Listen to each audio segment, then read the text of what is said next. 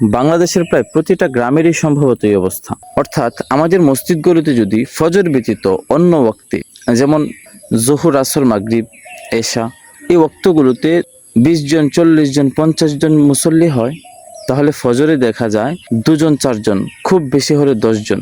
এই অবস্থাটা আসলে প্রায় প্রতিটা মসজিদে। নামাজকে যেন গুরুত্ব দিয়ে উঠে যেতে পারেন, আপনাকে আমি এমন 3টা কৌশল বলে দিচ্ছি। ঘুমানোর আগে এগুলো ফলো করলে নিশ্চয়ই আপনার ফজর পড়া সহজ হবে। 1 নম্বর হচ্ছে অতিরিক্ত পরিমাণে রাত্রি জাগরণ না করা। রাতে আপনি যত তাড়াতাড়ি ঘুমাবেন, ফজরে তত উঠতে সহজ হবে। রাতে যত দেরি করে ঘুমাবেন, ফজরে উঠতে তত কঠিন হবে। 2 নম্বরে আরেকটি কাজ করুন, ঘুমানোর আগে এমন এক পদক্ষেপ নিন যেন ফজরে বাধ্য হয়ে আপনার ঘুম ভেঙে যায়। যেমন একটি অ্যালার্ম সেট করুন। ফোনটা আপনার কাছে রেখে ঘুমাবেন না, এমন জায়গায় রাখুন যেন অ্যালার্ম বাজার পর আপনাকে উঠে যেয়ে বন্ধ করতে হয়। 3 নম্বরে আরেকটি কাজ করুন, ঘুমানোর আগে আল্লাহর কাছে দোয়া করুন যে, হে আল্লাহ, আমি যেন ফজরে উঠতে পারি, ফজরের নামাজ আদায় করতে পারি, আমাকে সে তৌফিক দান করুন।